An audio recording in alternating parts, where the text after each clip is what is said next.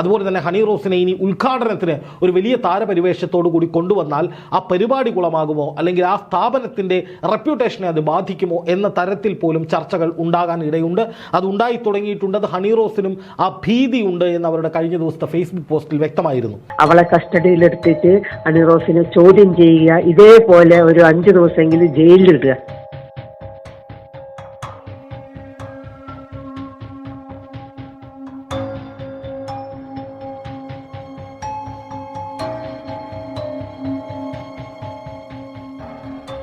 The ജേർണലിസ്റ്റിലേക്ക് ഇനി ബോബി ചെമ്മണ്ണൂരിൻ്റെ കാലമാണ്.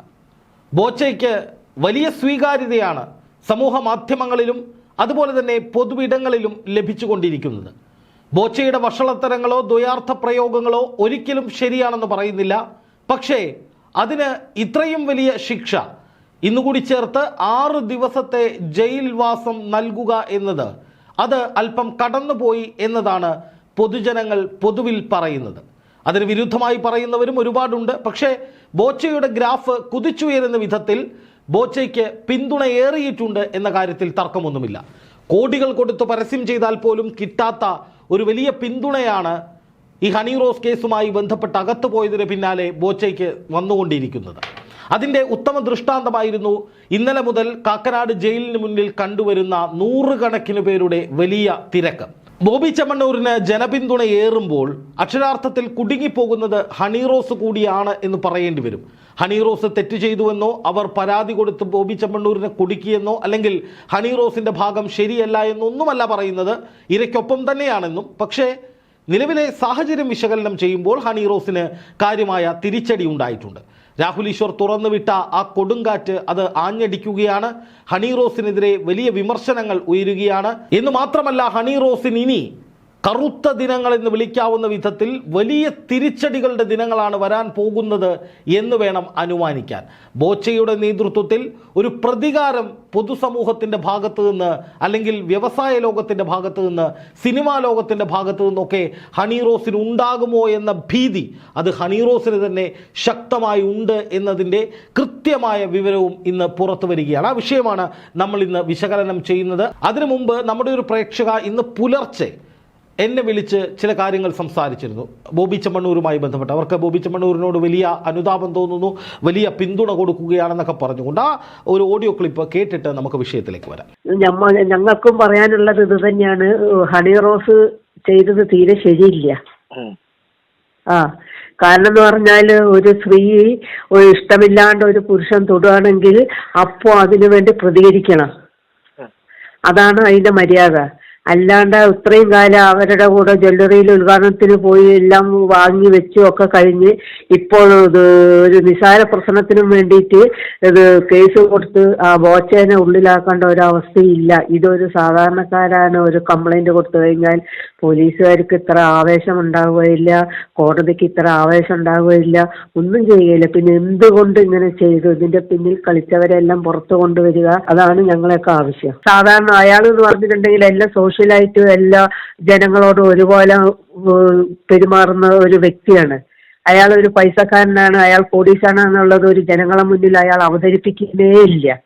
അപ്പോ നമ്മളായാലും പറയുമല്ല, ഇന്ന സ്ഥലത്ത് ഇന്നാളെ പോലെ കാണുന്നുണ്ട്, ഈ സ്ത്രീയെ ഇന്ന പോലെ സ്ത്രീ പോലെ അറിയുന്നുണ്ട് എന്നൊക്കെ ഒരു പറയുന്നത് ഒരു സാധാരണയാണ്. അത് അന്നൊന്നും പ്രതികരിക്കാണ്ട് ഇപ്പോൾ ഇവള് ഈ ബോച്ചേന്റെ കൊടുത്തതിൽ തീരെ ഞങ്ങൾക്ക് താല്പര്യമില്ല. അത് അന്നേ പ്രതികരിക്കേണ്ടതാണ്. ഒരു പ്രാവശ്യം ഈ ഹണി റോസിന് ഇഷ്ടമില്ലാത്ത കാര്യങ്ങൾ ബോച്ച ചെയ്യോ പറയോ ചെയ്താൽ ഒരു സ്ത്രീ എന്ന നിലയ്ക്ക് ഒരു അഭിമാനമുള്ള ഒരു സ്ത്രീ ആണെങ്കിൽ അത് അപ്പം തന്നെ പ്രതികരിച്ച് അത് കട്ട് ചെയ്ത് നിർത്തേണ്ട ഒരു സംഭവമാണ്. എന്തുകൊണ്ട് അത് ചെയ്തില്ല? അപ്പൊ ഈ ഹണി റോസിന്റെ പിന്നിൽ ഈ ബോച്ചനെ കൊടുക്കാൻ നിരവധി ആൾക്കാർ ബന്ധപ്പെട്ടിട്ടുണ്ട്, പറഞ്ഞിട്ടുണ്ട്. അതിന്റെ പേരിലാണ് അവൾ കംപ്ലൈന്റ് കൊടുത്തത്. അപ്പൊ ജനങ്ങൾ, സ്ത്രീകളായ ഞങ്ങൾക്ക് ഒരു പരാതിയുണ്ട്. അവളെ കസ്റ്റഡിയിലെടുത്തിട്ട് ഹണി റോസിനെ ചോദ്യം ചെയ്യുക, ഇതേപോലെ ഒരു 5 ദിവസമെങ്കിലും ജയിലിലിടുക. നോക്കുക, ഇത് സമൂഹത്തിൽ ബോബി ചെമ്മണ്ണൂരിന് അനുകൂലമായി ഉയർന്നു വരുന്ന തരംഗത്തിൻ്റെ ഒരു പരിച്ഛേദം മാത്രമാണ്. ഇങ്ങനെ നിരവധി ആളുകൾ എനിക്ക് വാട്സപ്പിൽ മെസ്സേജ് അയക്കുന്നുണ്ട്, ഓഡിയോ ക്ലിപ്പ് അയക്കുന്നുണ്ട്. ഇനി ആർക്കെങ്കിലും നിങ്ങളുടെ അഭിപ്രായം നമ്മുടെ ചാനലിലൂടെ കാണിക്കണമെന്നുണ്ടെങ്കിൽ ഒരു വീഡിയോ, സെൽഫി വീഡിയോ എടുത്ത് ഞങ്ങൾക്ക് അയച്ചു തന്നാൽ അത് നല്ല അഭിപ്രായമാണെങ്കിൽ നമ്മൾ സംപ്രേഷണം ചെയ്യുന്നതായിരിക്കും. അതുപോലെ നമ്മുടെ വാട്സപ്പ് ഗ്രൂപ്പിൻ്റെ ലിങ്ക് കമൻറ്റ് ബോക്സിൽ ഇട്ടിട്ടുണ്ട്. അതിൽ ക്ലിക്ക് ചെയ്താൽ നമ്മുടെ വാട്സപ്പ് ഗ്രൂപ്പിൽ അംഗമാകാം. അതിലൂടെയും നിങ്ങൾക്ക് അഭിപ്രായങ്ങൾ അറിയിക്കാം. നല്ല അഭിപ്രായങ്ങൾ നമ്മൾ രാത്രി സംപ്രേഷണം ചെയ്യുന്നതായിരിക്കും. അതോടൊപ്പം ഈ ചാനൽ സബ്സ്ക്രൈബ് ചെയ്തിട്ടില്ലാത്തവരൊന്ന് സബ്സ്ക്രൈബ് ചെയ്യുകയും വേണം. കാരണം ഇപ്പോൾ ഹണി റോസിനെ സംബന്ധിച്ച് അടപടലം കുടുങ്ങിയിരിക്കുന്ന ഒരു അവസ്ഥയാണ് എന്ന് ആദ്യം തിരിച്ചറിഞ്ഞത് ഹണി റോസ് തന്നെയാണ്. അത് കുറച്ച് ദിവസം മുമ്പ് അവർ ഫേസ്ബുക്കിൽ അവസാനമായിട്ട ഒരു പോസ്റ്റിൽ, രാഹുൽ ഈശ്വറിനെതിരെ ഇട്ട പോസ്റ്റിൽ വ്യക്തമാണ്. സംഘടിതമായ ഒരു ക്രൈം, ഒരു ഓർഗനൈസ്ഡ് ക്രൈം തനിക്കെതിരെ നടക്കുകയാണ്.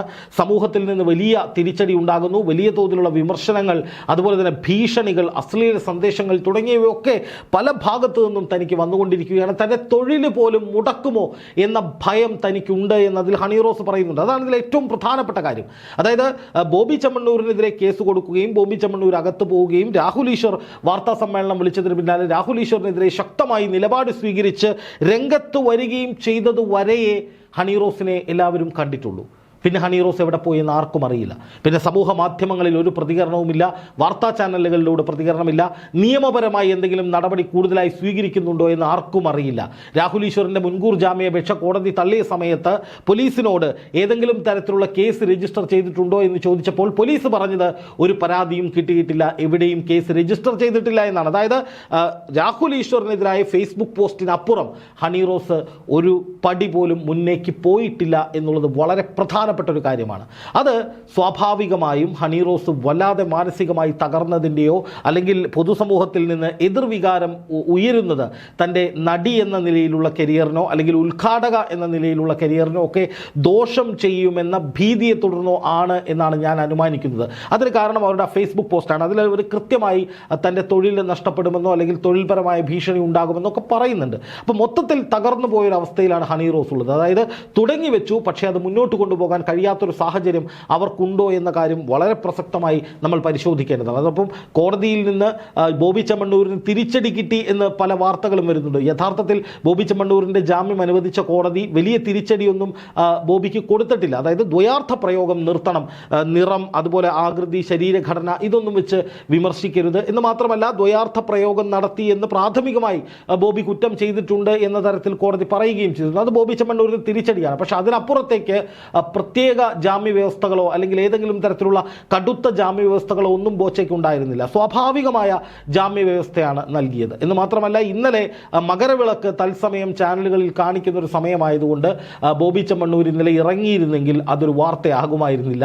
ഒരു പക്ഷേ അതുകൊണ്ടായിരിക്കാം ബോബി ചെമ്മണ്ണൂർ ഇന്ന് ഇറങ്ങാമെന്ന തീരുമാനത്തിലേക്ക് പോയത് എന്നും ചർച്ചകൾ നടക്കുന്നുണ്ട്. എന്തായാലും ഇനി ഹണി റോസിന് സംഭവിക്കാൻ പോകുന്നത് ഗുരുതരമായ തിരിച്ചടികളായിരിക്കും എന്നതിൽ എനിക്ക് വലിയ തർക്കമൊന്നുമില്ല. അത് ഹണി റോസിനോട് വ്യക്തിപരമായ വിരോധമുള്ളതുകൊണ്ടോ അല്ലെങ്കിൽ ഹണി റോസ് തെറ്റ് ചെയ്തു എന്ന് പറയുന്നു ഒന്നുമല്ല.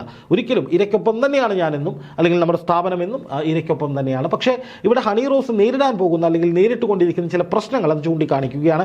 ഒരിക്കലും ഹണി റോസിനെ വ്യക്തിപരമായി അധിക്ഷേപിക്കുകയോ അല്ലെങ്കിൽ ഹണി റോസ് ചെയ്ത് തെറ്റാണെന്ന് പറയുകയല്ല, മറിച്ച് പൊതുവിൽ സംഭവിക്കുന്ന എന്താണ്, ഹണി റോസിനെതിരെ വലിയൊരു വികാരമുണ്ടാകുന്നു, ബോച്ചയ്ക്ക് അനുകൂലമായി വലിയൊരു തരംഗമുണ്ടാകുന്നു, ബോച്ചയുടെ ഗ്രാഫ് കുതിച്ചുയരുന്നു.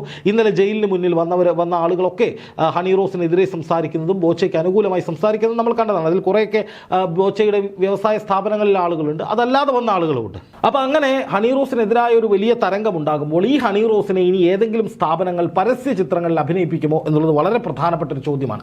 അതുപോലെ തന്നെ ഹണി റോസിനെ ഇനി ഉദ്ഘാടനത്തിന് ഒരു വലിയ താരപരിവേഷത്തോടു കൂടി കൊണ്ടുവന്നാൽ ആ പരിപാടി കുളമാകുമോ അല്ലെങ്കിൽ ആ സ്ഥാപനത്തിൻ്റെ റെപ്യൂട്ടേഷനെ അത് ബാധിക്കുമോ എന്ന തരത്തിൽ പോലും ചർച്ചകൾ ഉണ്ടാകാൻ ഇടയുണ്ട്. അത് ഉണ്ടായി തുടങ്ങിയിട്ടുണ്ട്. അത് ഹണി റോസിനും ആ ഭീതിയുണ്ട് എന്ന് അവരുടെ കഴിഞ്ഞ ദിവസത്തെ ഫേസ്ബുക്ക് പോസ്റ്റിൽ വ്യക്തമായിരുന്നു. ബോച്ചെ ദ്വയാർത്ഥ പ്രയോഗം നടത്തി, ലൈംഗികാധിക്ഷേപം നടത്തി എന്ന ഹണി റോസിന്റെ പരാതിയിൽ 6 ദിവസത്തോളം ബോച്ചെ ജയിലിൽ കിടന്നു. ഇനി അതിനപ്പുറത്തേക്ക് ഒരു ശിക്ഷയും അയാൾക്ക് നൽകേണ്ടതില്ല എന്ന തരത്തിൽ വലിയ ചർച്ചകൾ പൊതുസമൂഹത്തിൽ തുടങ്ങിയിട്ടുണ്ട്. എന്ന് മാത്രമല്ല ഈ ദ്വയാർത്ഥ പ്രയോഗം എന്നതിൻ്റെ പേരിൽ ബോച്ചെ ചെയ്തിട്ടുള്ള നല്ല കാര്യങ്ങൾ, ചാരിറ്റി പ്രവർത്തനങ്ങൾ, ബ്ലഡ് ബാങ്ക് പോലുള്ള മഹത്തായ സേവനങ്ങൾ, ഇതിനെയൊക്കെ ഒറ്റയടിക്ക് റദ്ദ് ചെയ്യുക, തള്ളിക്കളയുക എന്നുള്ളത് സാധ്യമല്ല.